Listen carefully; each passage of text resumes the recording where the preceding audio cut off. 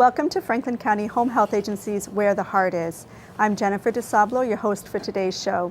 Franklin County Home Health Agency has been providing home health care and hospice services throughout the 15 cities and towns of Franklin County since 1969. Through this monthly show, we bring you information about the agency's programs and services, as well as helpful tips to help you and your loved ones stay safe and healthy at home.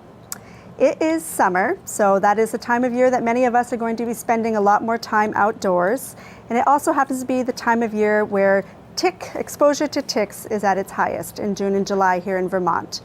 So we are here today with a guest from Franklin County Home Health Agency. Ellen Reed is one of our nurses at Franklin County Home Health, and Ellen has educated herself extensively on Lyme disease and tick-borne illnesses such as Lyme disease, and shares some information with our staff and our community. So I thank you for coming today, Ellen, to talk about this very important information that we all Vermonters need to know more and more, it seems. Pleased to be here. Yes. So, as I said, it's summer, and this is a time when we're exposed to ticks in our environment. And we're talking about ticks today because they carry Lyme disease. We know in Vermont now that there are other diseases that are carried by ticks, but we'll focus today on the Lyme disease. So tell us, what is Lyme disease? Well, Lyme disease, I'll kind of reword the CDC clinical description. It's a systemic tick-borne disease with protean or changing and varying manifestations and symptoms. Those include dermatologic, rheumatologic, neurologic, and cardiac abnormalities. So it really affects your whole body. It's a lot of nurse talk from Ellen. Yeah, here. a lot of itises. We've got the dermatologic, so it can affect your skin, rheumatoid, so joints, aching muscles, low-grade fever, and it can affect your heart. And your heart, fairly your early on. Yeah. So systemic all over. It could be systemic, all over. yeah. Sure. So that is Lyme disease in a nutshell. And tell us about how Lyme disease is transmitted. So where are folks likely to get Lyme disease? Lyme disease resides in nature in small rodents. And so you have the reservoir of the disease there. Then you have the vector, which connects that reservoir with humans, and the vector is the black-legged tick. So the life of the black-legged tick, it's a 2-year lifespan. They start out as little guys, larvae, then feed once and become nymphs, then feed again and become adults. Now, the rate of infection in the ticks is lower in the nymphs because they've only fed on those rodents once. The adults have fed twice and have had 2 chances to get infected.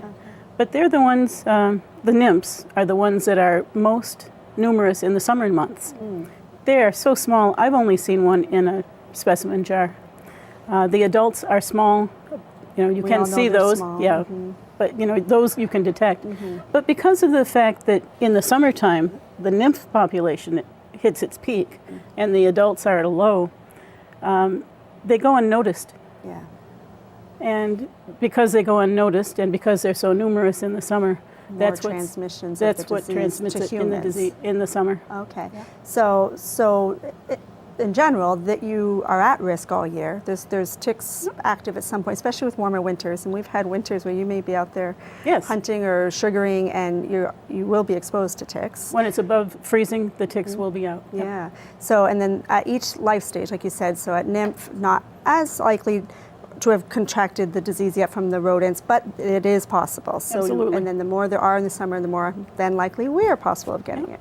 And in the spring and the fall is when we would be bitten by the adults. Okay. So if you're in the woods, sugaring, or hunting in the fall, you're more apt to be infected by the adult, which are a little easier to spot. Sure, sure. So the black-legged tick, we do have, this is it here, right? A picture here, one picture of the black-legged tick, and folks can they can go on online or Vermont Department of Health and other resources to get good pictures of all the different types of ticks, but to really be familiar with that tick and know that if you do find one of those, to be aware of the risk for Lyme disease on you. There are about a dozen types of ticks in the state. Wow.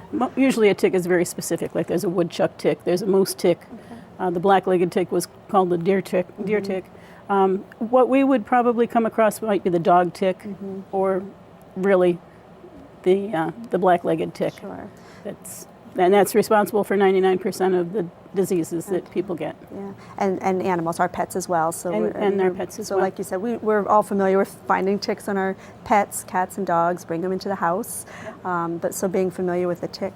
So we'll get back to talking a little bit about the actual ticks and how to identify them, what to do with them when you find one. But first, I just want to talk about the disease some more. We just talked a little bit about the risk from the actual animal. What are the symptoms if you are exposed to Lyme disease? Early symptoms they can be kind of subtle. It'd be, they say flu-like symptoms in the summertime is kind of an alarm bell going off because the flu isn't around in the summer. But you might only feel down and out for a couple of days. You might have a low-grade fever. You might be achy. Stiff neck is, one that I would set another alarm bell off for. But the symptoms are very subtle. You might feel like you have a bladder infection. You might notice that you're getting car sick more often. It's a varying array, and the more funny things going on in different areas that don't seem to be related, when you add them all up, they could be an indication that you need to be seen. That's a red flag for you. So, maybe I did catch a cold or something this summer and I'm feeling run down. But then if that just keeps continuing, or like you said, you're things starting added to have on. other things, you're not really that. A lot of muscle twitching, that's an early sign. Wow. Fatigue, irritability, and just not feeling right. Yourself, yeah. And then you have to look at, was I exposed? Did I have a funny rash? Not everyone gets the rash. But that's the clinical signature for Lyme is a rash. So talk about that rash. And you did know not everybody gets it, but if you do see a rash, what would it look like? Well, according to CDC, only 60 to 80% of people report the rash. They may have it and may not be able to see it. It might be on the back of their neck or in their scalp. But one of the common problems in getting diagnosed is that people rely on the description of a bullseye rash. And again, CDC says only 20% of the rashes look like a bullseye. What you really want to be looking for is an expanding rash that would occur 3 to 30 days after you were bitten. When you're bitten immediately, if you take a tick out, you will have a little redness there, but that's not the rash. That's just a bug bite. That's Rash. The expanding rash will show up. And I think as a generalization, if it's a rash you've never seen on you before, be suspicious. It might be a different color. It might be just look different from anything you've had.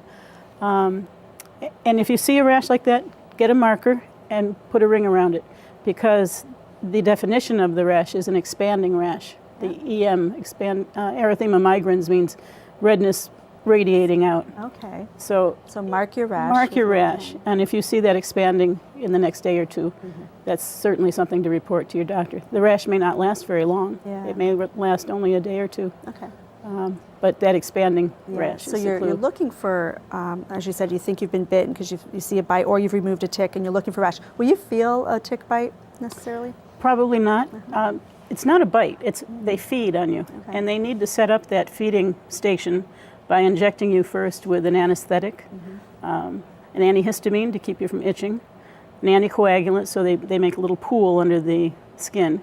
And this takes them a couple of hours to find the place they want, and then it takes them a number of hours to get that place set up. And then because they feed over a long time, they need to go undetected. So they've set up a spot that you probably won't notice.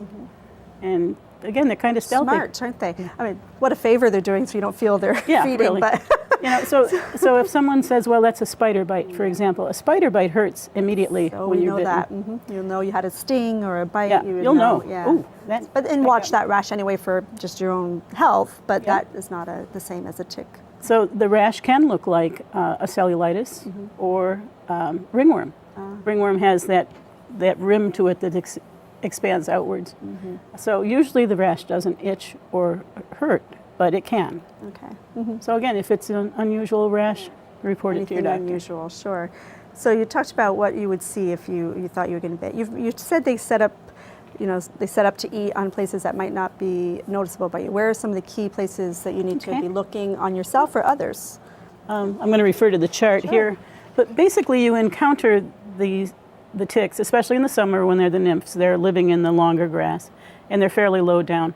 So you encounter them fairly low and then they crawl up until they find a place to stop. It might be a seam at your underwear.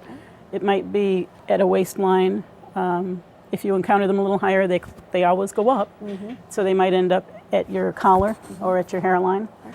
So those are the areas that when you're checking your children, and this should become second nature now because Lyme ticks are a fact of life in all of New England. You want to be checking the underpant area, especially where seams would stop them, under the armpits, the belly button, around the ears, and in the scalp. Okay, and of course, Every day. helping but ourselves, you need a mirror to do that, or ask a family member to help yourself, look at yourself, Yep. check your kids. I know with my kids, we say tick check, and that's their cue, at bath time or bedtime, Yep. to just check. And That's be great safe. that you're doing it Yeah, every day. yeah. It's trying to make that as a habit as brushing their teeth, but you know how that can be. Or applying sunscreen. Yeah, absolutely. It's a new safety measure that we need to do. And so you're saying that they could get on your clothes and then they might crawl up and find an opening at a seam too or something. So I'm going to just jump ahead a little bit about protecting ourselves before we talk about treatments. So how can we protect ourselves if you want to enjoy this beautiful state we're in? Yeah. What can we do if we're outside? Well, my favorite resource is the Tick Encounter Resource Center out of the University of Rhode Island. And they have a lot of great information online. They also have what I refer to quickly here, the Tick Smart to-do list. So especially in the spring, you want to spray all of your outdoor shoes with permethrin, and that's available at the sporting goods sections of bigger stores. You want to make sure your pets are protected. They can bring ticks into the house, and if they're sleeping on your bed, or you're just petting them, you may encounter them there. Have yard treated with effective tick killers. We aren't doing that so much yet here. I think the state is lagging a little in training Now, would that be landscapers. like permethrin that you can Yeah, put but in you've the got to be yard? careful in how Yeah. you use it. Yeah. So I'm not going to key on that so much as your own personal Right. protection. Spraying your shoes, spraying your clothes. If you have pets that have a bed, spray the pet bed. So then when they come in and lie on it, that will kill the ticks. The permethrin is not, it kills ticks. Yeah, it doesn't prevent them, it kills them on It kills them. contact. Yeah, yeah. So we use permethrin on clothes, and it's safe to do so with your kids, but not on skin. Don't use, right, Yeah. take your clothes outside, take your shoes out and spray them, and then when it dries, you're perfectly safe to wear them, and the clothing can go through a few washings before you reapply it. You need to be vigilant about your daily tick checks. And then if you're sending kids off to camp, this website at University of Rhode Island, the Tick Encounter Resource Center, has a service where they will treat your children's camp clothes. Something, laundry service. That's great. That's great, And you though. need to make really sure that when your kids go out, they're covered and protected. If they're going to be in any longer grass, in the leaf litter in the woods where the ticks live. Yeah. And I think I'm thinking about my own yard right now, and probably many people watching. It's been so wet and rainy, and then it's sunny, and our grass is growing like crazy, and I can't keep up with it. So I was joking earlier that I'm like a tick farmer, and I'm raising ticks in the backyard. So I tell the kids, you can go back there, but stay out of the tall grass. But just even being aware, wherever they're out there, that in your yard, if you're playing outside, you still need to be vigilant. And you had mentioned something earlier to me in the office about socks and how to be extra careful there. Yes, if you're wearing socks and you tuck your long pants into them, which is a good practice, make sure that you can't see through the weave of your socks because the nymphs will go right through that. Yeah, sure. So any opening in your clothes you can find. My husband had a personal experience with that. Yeah. Thought he was protected and then ended up with a rash on his ankle. That's And it was something. easy to see that they'd gone through Yeah. that. But if you look at the distribution of ticks in nature, the woods are where you're going to find most of them. And again, there are small rodents there. Wherever you see small rodents, the chipmunks, the white-footed mice, you can be sure there are going to be ticks there. Then the next greater distribution would be at the margins where you're going into the woods.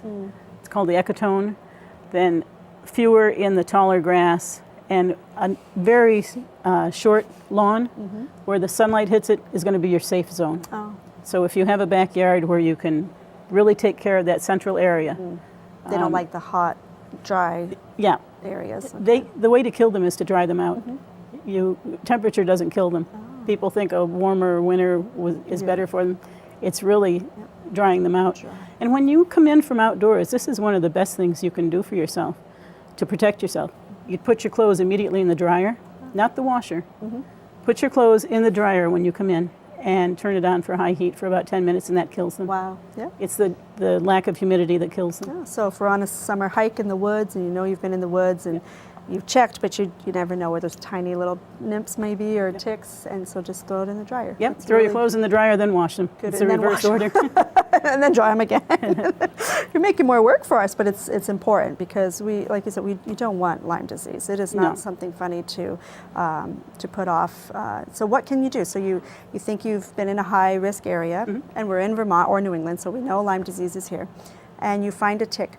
Let's talk about. Can I add Yeah, one more please. thing? I'm sorry to Yeah, back you up a little yeah.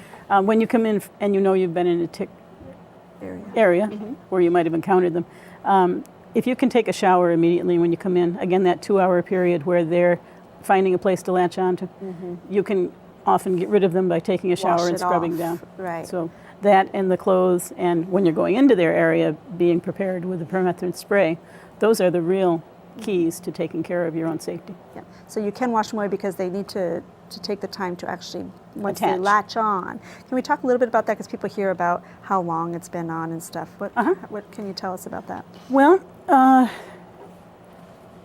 when a tick is not feeding, the bacterium that cause Lyme are in the tick's gut, in a kind of sleepy state. They aren't active. When the tick attaches, something in the saliva activates the bacterium in the gut, and that bacterium then changes into an active form, kind of wakes up. So when the tick feeds, when it's full, the last thing it does before it backs off is to throw up. And that injects the bacterium into your skin. So if you have a tick on you and it's been on long enough to infect you, well, that's one thing, but probably it's fallen off. So if you find a full one, say in your bed, then you know it's fed and it's backed off. So it may have infected you. If you take it off improperly, you may, instead of preventing infection, you may Agitate it. well, you may affect infection. If you squeeze it, because then you're going to be squeezing that saliva into your skin.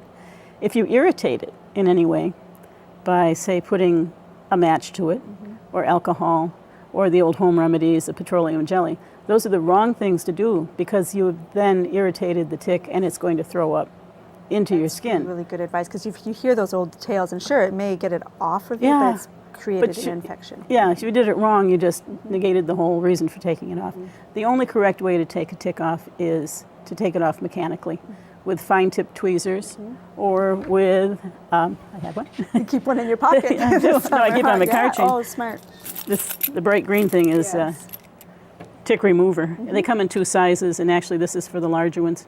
You can get them locally, like at Guy's store. Get the one that has 2 sizes. You'll need the smaller one in the summer. And you literally just slide that in like a pry bar and then twist it off.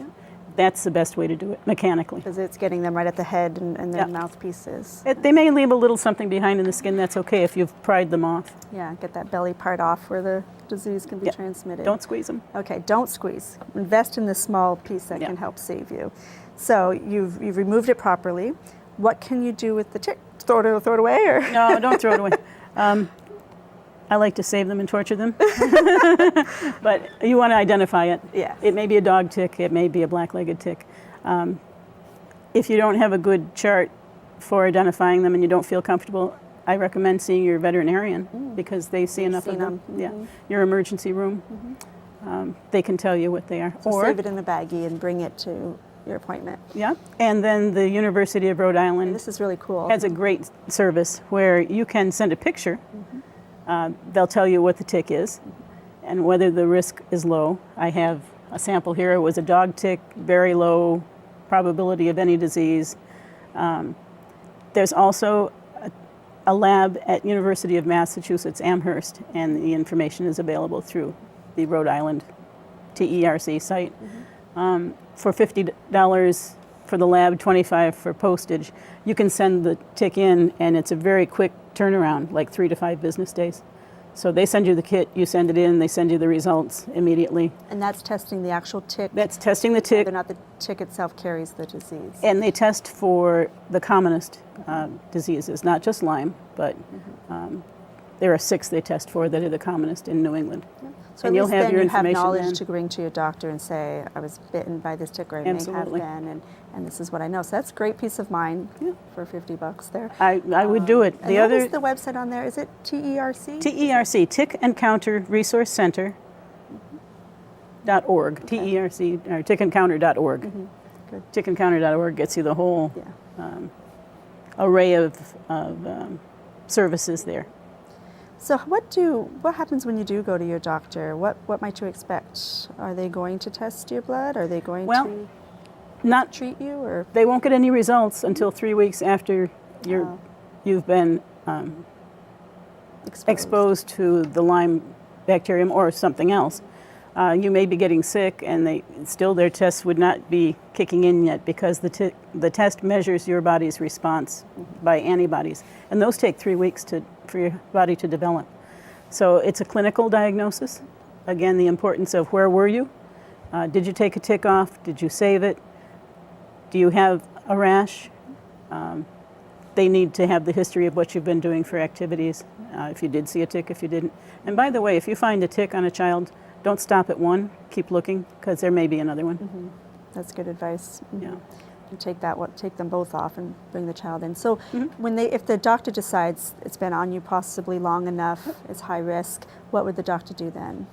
Well, that can vary, but depending on their clinical expertise, how much they've seen of Lyme and their rashes.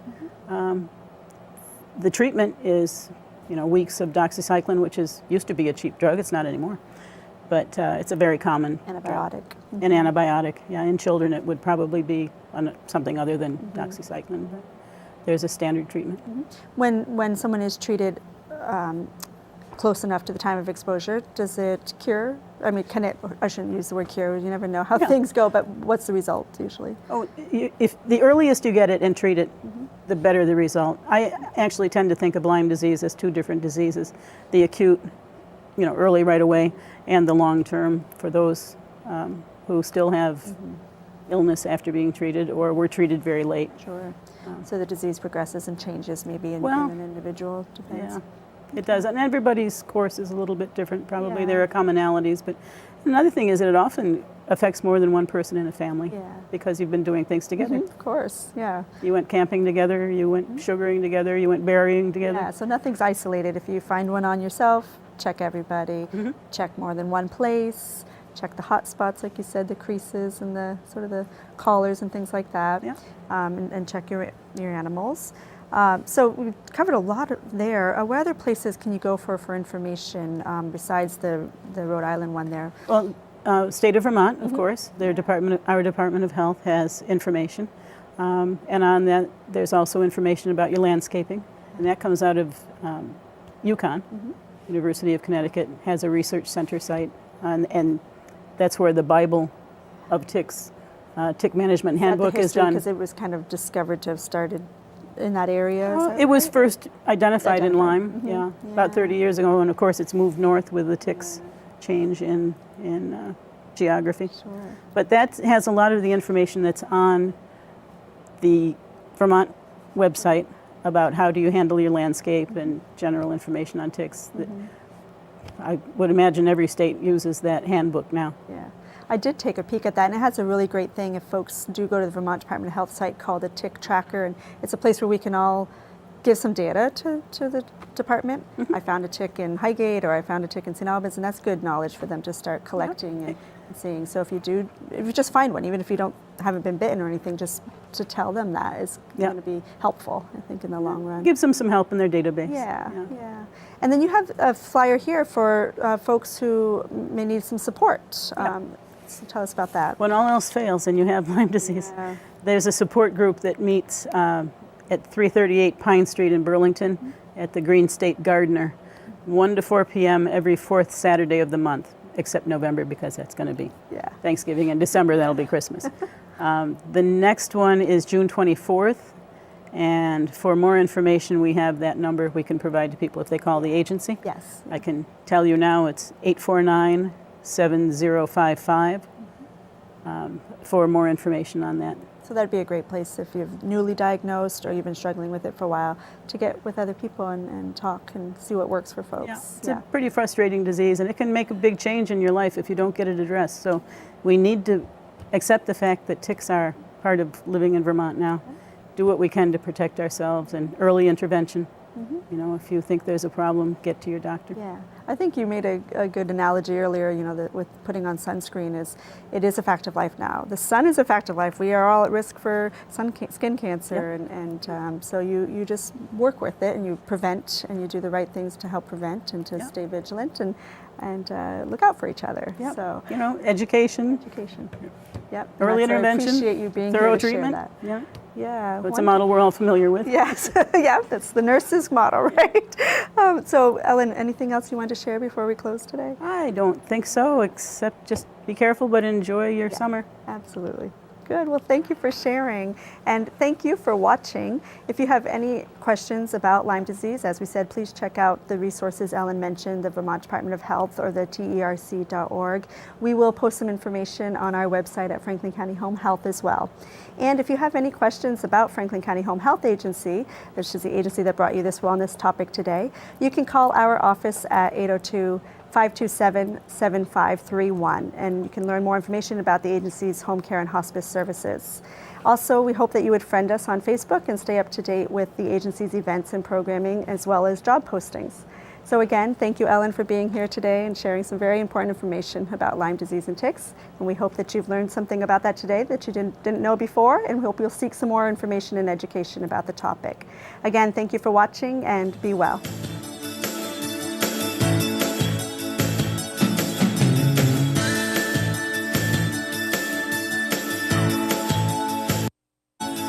Thank you.